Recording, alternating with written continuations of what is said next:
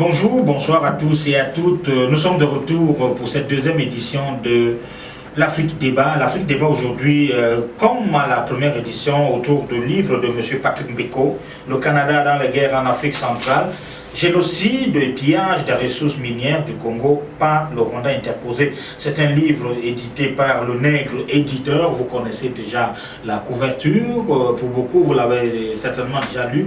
Et dans la dernière édition, vous avez écouté le débat qu'on a eu et certains ont manifesté leur intérêt en nous envoyant des questions. Merci pour cela. Et ces questions, on va en discuter avec M. Mbeko dans un instant. Mais nous aborderons au cours de cette édition donc d'autres questions autour du livre.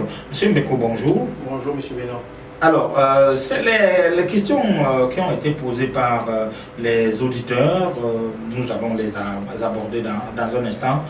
Mais avant tout, on revient sur le contenu du livre, sur les questions que nous n'avons pas abordées la dernière fois et que je trouve assez important. Vous semblez utiliser le terme diabolisation. Et diabolisation pour le cas du président Juvenal Habyarimana qui aurait été diabolisé. Je signale que c'est l'ancien président du Rwanda au moment où la guerre éclate entre le Rwanda et les rebelles Tutsis. Et c'est sa mort le 6 avril 1994 qui est le déclencheur du génocide, selon beaucoup de personnes. Pourquoi pensez-vous que Juvenal Habyarimana a été diabolisé? En fait, ça faisait partie de la stratégie de guerre du FPR de ses soutiens. Je tiens à rappeler que la diabolisation du président Habyarimana a commencé réellement à partir de 1992. C'est quand une commission d'enquête internationale a débarqué au Rwanda pour enquêter sur les violations des droits humains dans ce pays. Alors, cette coalition était composée de plusieurs ONG internationales, mais aussi d'ONG rwandaises. Et donc, ce qui va se passer, c'est que après avoir passé 2 semaines au Rwanda à enquêter, cette commission va rendre une décision. Et dans leur décision, les enquêteurs diront que le président Habyarimana est en train de mener une politique de génocide contre la minorité Tutsi. C'est vraiment à partir de cet instant. Mais est-ce que le gouvernement n'était pas ultra majoritairement Hutu? Oui, le gouvernement rwandais du président Habyarimana était composé de beaucoup de Hutus, mais il faut dire que l'économie rwandaise était entre les mains des Tutsis. Et le président Habyarimana a beaucoup protégé les Tutsis sous son régime. Je le montre bien dans le livre. Il y a eu plusieurs lettres des intellectuels Tutsis qui défendaient carrément le président Habyarimana. Mais pour revenir à la diabolisation, c'est juste pour dire que à partir de ce rapport de la Commission internationale, que le président Habyarimana sera traité de tous les noms, il y aura les aides internationales seront même suspendues parce qu'on disait que le président commettait une politique de génocide. Mais ça fait partie des stratégies de guerre parce qu'au même moment, le FPR attaqué ont présenté l'autre camp comme le camp des bons, des gentils. Et il faut dire aussi que cette commission internationale était composée d'ONG qui étaient en fait des relais du FPR, comme je le montre dans le livre. Parce que la plupart des membres de ces ONG, après, se sont retrouvés à travailler pour le régime de Paul Kagame quand ce régime est arrivé au pouvoir. Et je montre aussi que c'est au Canada, ici, que la partialité de cette commission a été mise à nu. C'était lors du procès d'un ressortissant rwandais qui s'appelle Léon Mugesera. Oui, mais ça c'est des années plus tard, c'est-à-dire qu'on est en 2012. Oui. C'est en 2012 que Mugesera a expulsé le Rwanda. Son procès a commencé 2 ans après qu'il soit arrivé au Canada, je crois dans les années 80, en 1995. Et quand le procès a commencé, il y a eu une décision de la Cour d'appel fédérale du Canada qui a complètement lavé Mugesera de tous les chefs d'accusation portés contre lui. Je tiens à rappeler en fait que Mugesera, c'est un Hutu qui était membre du parti au pouvoir, du MRND, et on l'a accusé d'avoir tenu un discours d'incitation à la haine. Oui, mais on l'a peut-être pas accusé, il a tenu un discours. Parce que dans le rapport, Mugesera a été poursuivi ici. Oui. Parce que dans le rapport de la Commission internationale, on le cite. On le nomme et on dit qu'il a tenu un discours. Est-ce qu'il a tenu ce discours dans vos investigations? Non, il a tenu un discours. Mais ce discours n'a rien à voir avec ce qu'on nous a présenté. Comme quoi qu'il avait appelé les Hutus à massacrer les Tutsis. Ça, c'est pas vrai. Et il a jeté leur corps dans le fleuve pour qu'ils rentrent chez eux. Non, mais tout cela n'était pas vrai. Je veux vous lire la décision de la Cour d'appel fédérale du Canada qui montre combien, d'ailleurs, ce discours fut tronqué, altéré par des fins partisanes. Voilà. Donc, voilà. Donc, les membres qui ont rédigé le rapport de la coalition internationale d'ONG se sont rendus devant la justice canadienne pour démontrer à quel point Mugesera est impliqué dans le génocide. Donc voilà maintenant ce que le juge de Tourneau de la Cour d'appel fédérale dit. D'entrée de jeu, le juge dit ceci. Je ne peux cacher mon étonnement face non seulement à cette facilité avec laquelle le texte du discours de M. Mugesera fut altéré à des fins partisanes par la Commission internationale d'enquête, mais surtout face à cette aisance et à cette assurance avec lesquelles les triturations des textes furent par la suite acceptées avec les conséquences qu'on connaît. Donc ça, c'est le juge de la Cour d'appel fédérale du Canada qui, après avoir écouté toutes les parties, consulté les documents, est arrivé à la conclusion qu'il y avait un montage grossier dans cette histoire. Voilà pourquoi le président Biarimana a été diabolisé. Toutes ces ONG, en fait, fonctionnaient qui étaient en contact avec le FPR. Mais d'accord. Ben, ça, c'est pour Biarimana qui a été diabolisé, et puis par la suite, des gens qui travaillaient avec lui comme Mugesera. Mais vous continuez dans cette théorie du complot en disant que le massacre de Lubumbashi, par exemple, n'a pas eu lieu. Le massacre des étudiants. Le Lubumbashi, sous Mobutu, donc il y aurait aussi eu complot contre Mobutu. Tout ce que j'essaie de démontrer, c'est qu'il y a, en analysant un peu la succession des événements à cette période, je me suis rendu compte qu'avant de diaboliser le président Biarimana, il y avait le président Mobutu qui était diabolisé en 1990 avec le fameux massacre de Lubumbashi. Je tiens simplement à dire que ce massacre n'a jamais eu lieu. Il y a un seul étudiant qui est mort, il s'appelle Ilombe Ilombe, c'est un étudiant, je crois, en art, premier gradué en art. Et qu'est-ce qui s'est passé? Je me rends compte d'abord que après cette diabolisation sur le président Mobutu, il y a un embargo qui est imposé aux Zaïre. Or, on sait aujourd'hui que non seulement le massacre n'a pas eu lieu, mais cette histoire a été montée par les Belges avec l'aide des opposants katangais au président Mobutu. Mais pendant ce temps, qu'est-ce qui se passait? C'est-à-dire qu'en Ouganda, dans une base qui s'appelle Jinja, les forces spéciales britanniques étaient en train de former l'armée Tutsi qui allait envers le Rwanda quelques mois plus tard. Et quand j'essaie de faire le lien entre ces deux histoires, je me rends compte d'une chose, c'est-à-dire on diabolise le président Mobutu avec le massacre de Lubumbashi. Un embargo est imposé aux Zaïre. Pendant ce temps, on est en train de préparer des forces armées, des forces Tutsi qui vont envers quelques mois plus tard le Rwanda. Et quand on envers le Rwanda, on diabolise le président Biarimana comme quoi qu'il est en train de mener une politique de génocide. Et dans cette logique, il ne faut pas oublier que dans cet instant, les Américains ont un projet pour évincer la France de la région des Grands Lacs. Les deux chefs d'État qui sont diabolisés sont des chefs d'État qui sont pro-français, le président Mobutu et le président Biarimana. Donc j'essaie juste de faire le lien entre ces deux événements pour montrer comment cette diabolisation a amené à la déstabilisation de ces deux chefs d'État par les puissances anglo-saxonnes. Oui, mais bon, donc on se rend compte que pour vous, les Américains, les Britanniques sont impliqués et vous pensez que la France, elle est à peu près innocente. C'est d'ailleurs ce que nous dit l'un de nos auditeurs, Julien Karigueya, qui vous pose la question, d'après vous, la France n'a rien à se reprocher dans la tragédie du Rwanda. Est-ce qu'il n'y a pas eu de génocide des Tutsis, comme vous le dites si bien, que dites-vous alors de la condamnation de l'ancien Premier ministre Jean Kanganda, qui a reconnu la paternité de son gouvernement dans le génocide des Tutsis? Alors donc, il y a eu des complots menés par les Anglais, les Américains selon vous, et les Français donc? Non mais j'ai dit la fois dernière que la France n'a rien à se reprocher. Et ce n'est pas moi qui le dis, c'est celui qui fut le ministre de la Défense sous Paul Kagame, le général Emmanuel Biarimana, qui dit clairement que la France n'a rien à se reprocher. Et il est même surpris de voir la France se taire face aux accusations. Est-ce qu'il a dit pendant qu'il était ministre de Kagame, ou bien c'est parce qu'ils ont des dissensions? Il a dit quand il avait quitté, mais il ne faut pas oublier qu'il a été sauvé par les Français. C'est pour ça qu'il le dit. Il a été sauvé par les Français. Et d'ailleurs, dans le livre, ceux qui ont lu le livre l'ont vu, je le démontre dans ce chapitre consacré au rôle de la France dans le génocide. Parce que quand le FPR ira à Siangungu pour récupérer la ville des mains des forces françaises, cette Senda Songa, qui était un proche du FPR, qui va être assassiné plus tard au Kenya par les hommes de Kagame, va féliciter les Français pour leur rôle dans la stabilisation de la situation. Mais pourquoi la France, par la suite, a ce mauvais rapport avec le régime nouveau de Kigali? Mais parce que le régime de Kigali est un régime qui était sous le joug américain, et il se veut de bras exécutant de la politique américaine qui voulait évincer la France de la région des Grands Lacs. Alors, et que dire maintenant de donc, la responsabilité de Jean Kambanda, qui implique la responsabilité du gouvernement intérimaire? Alors, ça c'est toujours Julien qui a soulevé cette question. Jean Kambanda, le premier ministre Jean Kambanda, il faut d'abord préciser qu'il a pris le pouvoir pendant que le massacre se commettait au Rwanda.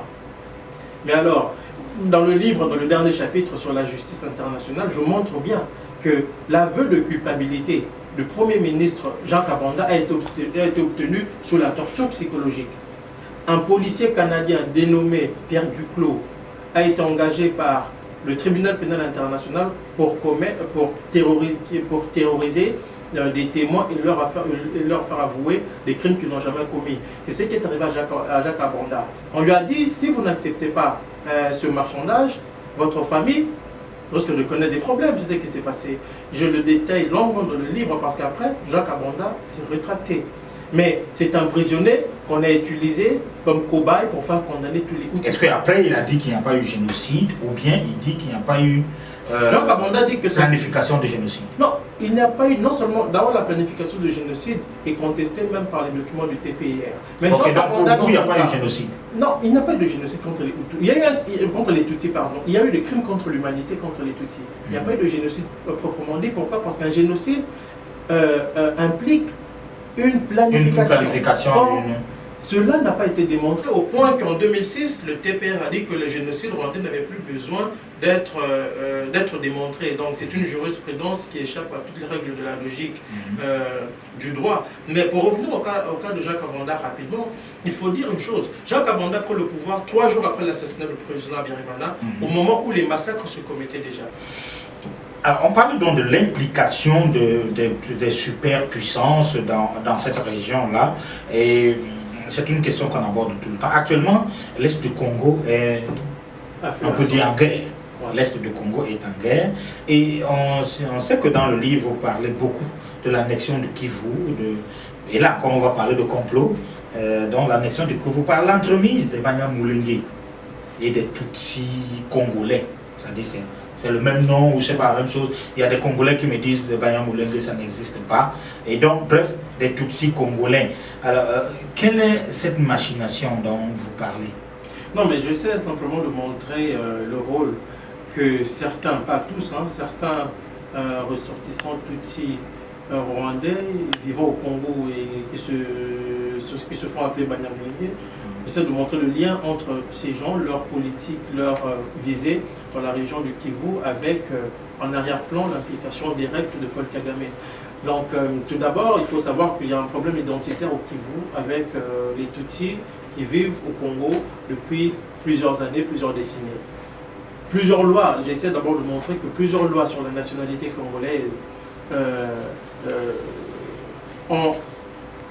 plusieurs lois n'ont pas accordé définitivement la nationalité congolaise au sujet Tutsi vivant au Congo. Mais le problème qui est là, ce n'est vraiment pas seulement au niveau de la nationalité. C'est-à-dire que certains Tutsis vivant au Congo veulent se faire passer pour une ethnie qui n'existe pas, qui ne fait pas partie des ethnies congolaises. En l'occurrence, l'ethnie Banyamulenge.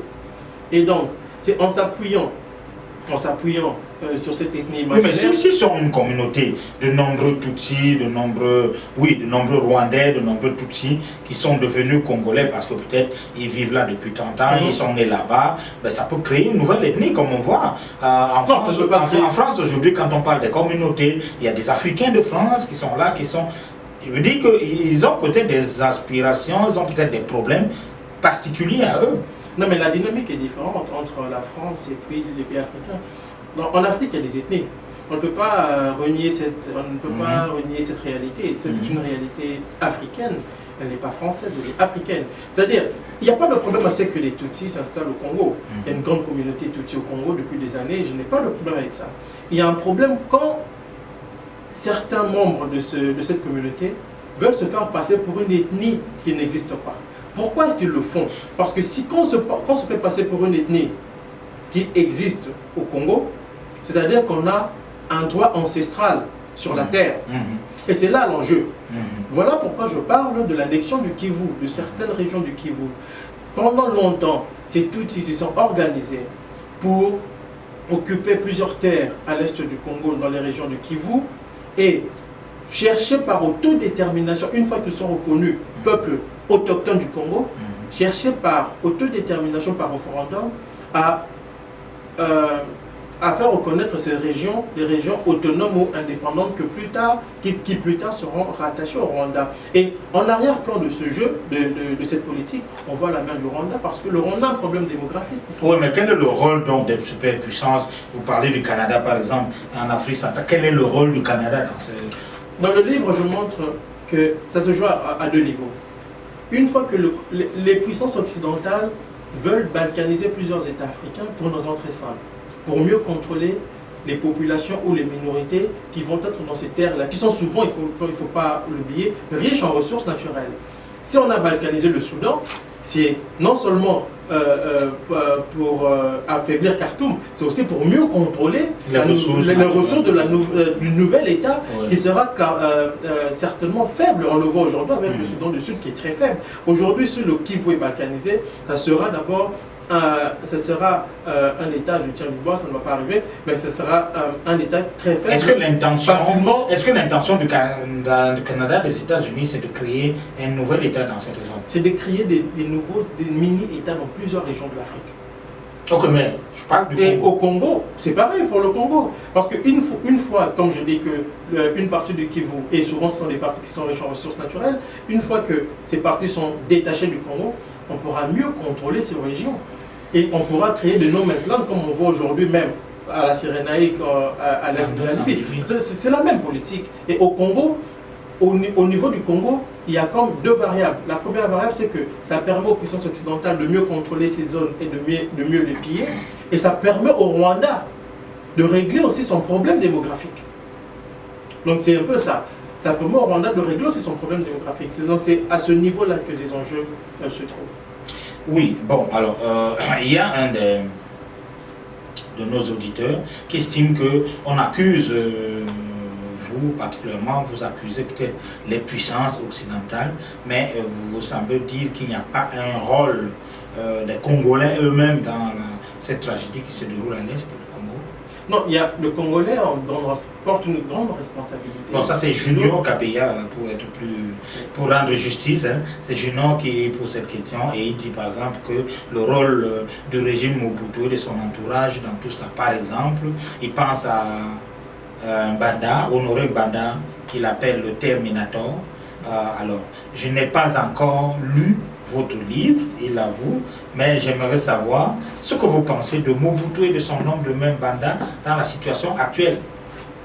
Non mais, on va parler de Mobutu, mais le président Mobutu savait tout cela. Donc, souvent d'ailleurs, dans les réunions qui se tenaient du CPGL, hein, c'est l'organe qui gère un peu le Rwanda, le Burundi, le Congo et tout à l'est du Congo, à l'est du pays, sur la problématique de l'Est. Dans plusieurs régions du CPGL, Mobutu recommandait toujours à M. Mbanda de faire attention, de ne pas traiter de cette question, parce que le président Mobutu savait, il connaissait les visées. Pour que tout le monde comprenne, qui était Honoré Mbanda? M. Honoré Mbanda, c'était le chef du service secret 0 à un moment donné. Il a été le ministre de la Défense et finalement, avant la fin du régime Mobutu, il était le conseiller spécial en matière de sécurité du président Mobutu. Et le président Mobutu connaissait les visées des Rwandais. Et là, je parle des Rwandais, pas seulement des Tutsis, des Rwandais. Et à plusieurs reprises, il a mis un frein à ces visées, bien entendu de manière politique.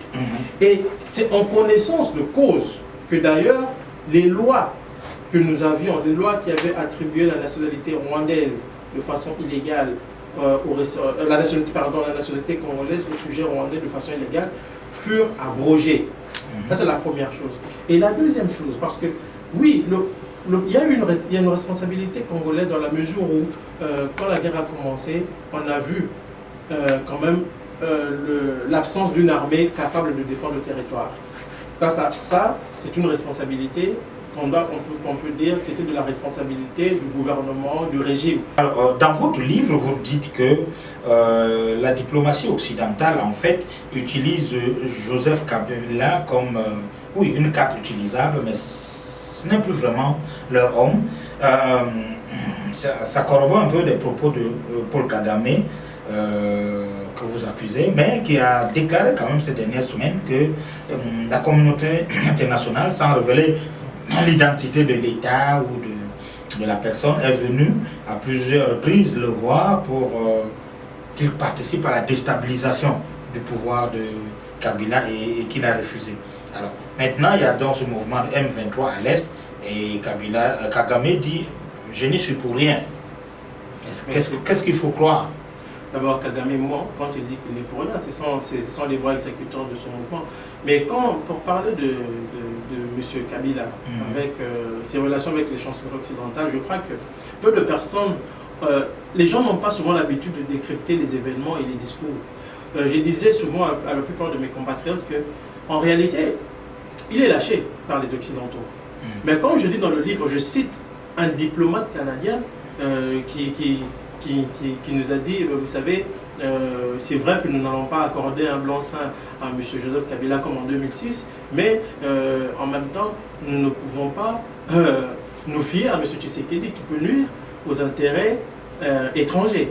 Et donc, le diplomate a fini sa phrase en nous disant, vous savez, M. Joseph Kabila est une carte encore utilisable. Donc, comme vous le dites, ça rejoint un peu ce que Paul Kagame dit. Mais pourquoi Kagame fait toutes ces révélations aujourd'hui?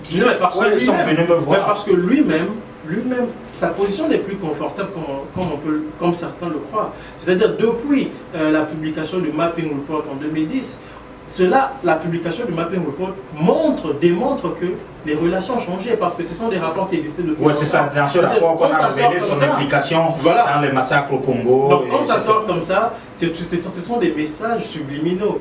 Hein? Dans la politique au plus haut niveau, c'est ça. C'est-à-dire qu'il y a des choses qu'on ne dit pas, on pose des actes, il y a des discours comme ça qui cachent certains messages. Et Kagame le sait.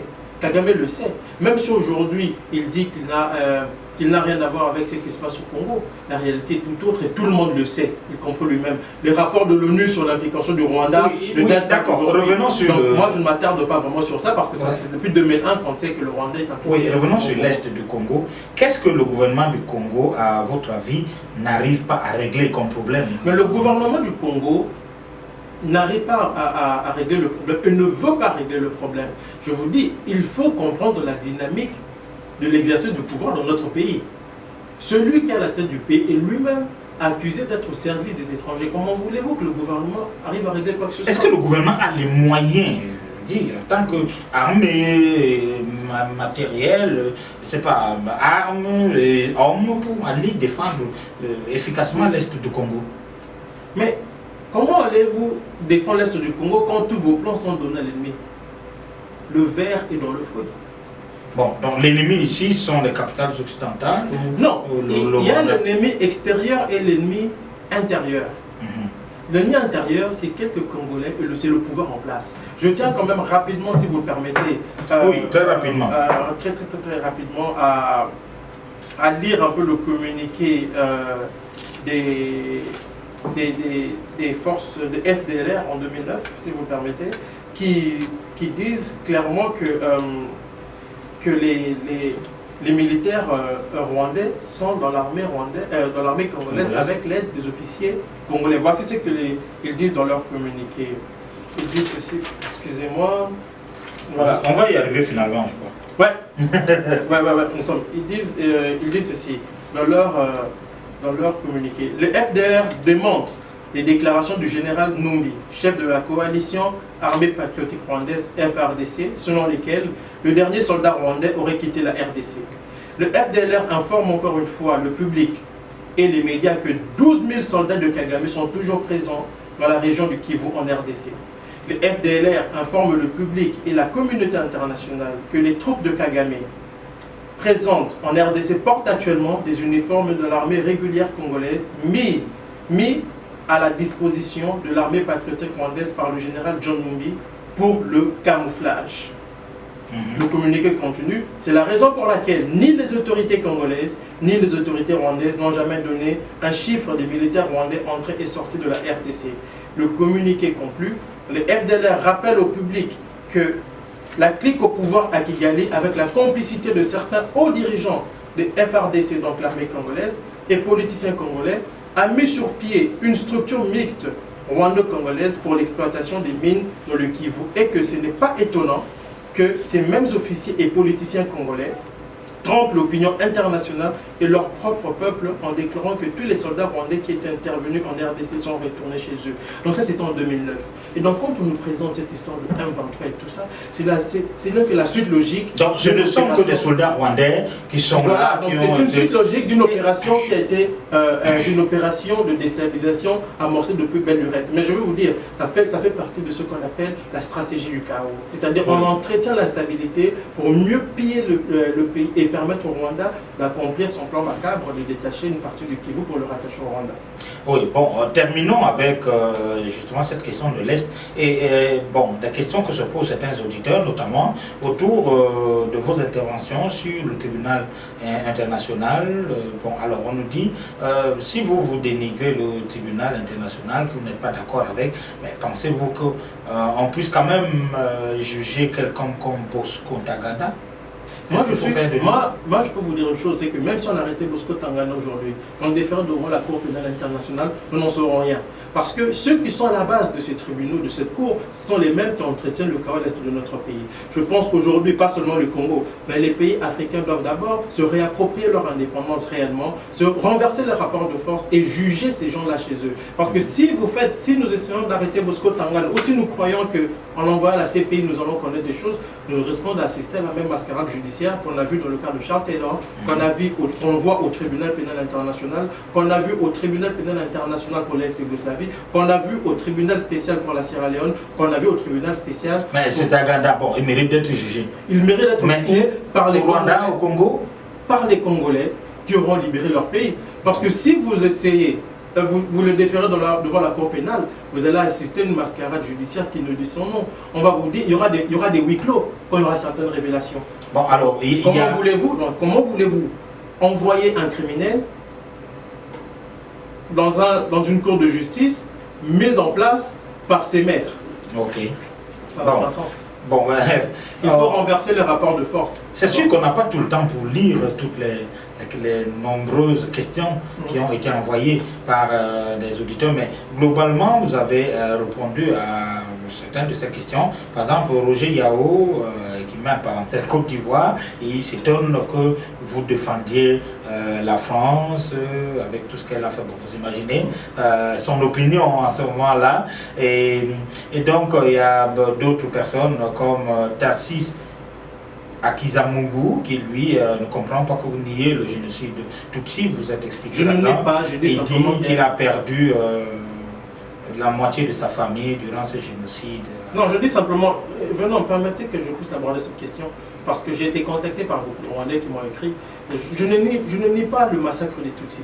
Je dis simplement que l'instrumentalisation de ce massacre-là doit être dénoncée. Mon exercice, ce que j'ai fait, c'est aussi de rendre justice et dignité aux morts, aux morts rwandais, pour dire que quand on instrumentalise des morts africains, c'est de ces morts-là qu'on se moque. Donc je dis simplement qu'il y a eu crime contre l'humanité, contre les Tutsis, mais il n'y a pas eu de génocide. Donc vous n'êtes pas un négationniste ou un révisionniste, c'est la question que vous posez à Clémentine Mugisha, ou bien vous êtes les deux. Bon, donc vous répondez, il n'y a pas eu génocide, mais il y a eu crime contre l'humanité. Et moi j'assume, je suis un révisionniste, parce que je me dis ceci, lorsque l'histoire est falsifiée, la seule manière de corriger les choses, c'est de la réviser. Voilà. Papi Mukandi, lui à Kinshasa, voudrait savoir où il peut trouver le livre au pays. Est-ce que le livre est vendu au Congo? Pas encore, mais nous sommes en discussion avec certaines personnes pour que le livre soit disponible au pays. Ben, c'est certain qu'on reviendra encore et encore sur ce volumineux livre de Patrick Mbeko, le Canada dans les guerres en Afrique centrale, génocide et pillage des ressources minières du Congo par le Rwanda interposé. C'est une édition, le Nègre éditeur. On comprend qu'en évoquant le Canada, c'est juste un prétexte pour analyser toute la situation confuse qui règne dans cette région depuis longtemps, parce que c'est du bout en bout, il ne s'agit pas forcément d'un portrait du Canada en Afrique. Non, mais il y a une grande, je pourrais dire 3/4, une grande partie est consacrée au Canada, l'application du Canada, mais j'essaie aussi... Ouais, non, mais ce que je veux dire, c'est que c'est pas le portrait du Canada en Afrique. On y apprend beaucoup sur la région des Grands Lacs et sur les ambitions des uns et des autres, des personnalités, les États et un certain nombre de groupes.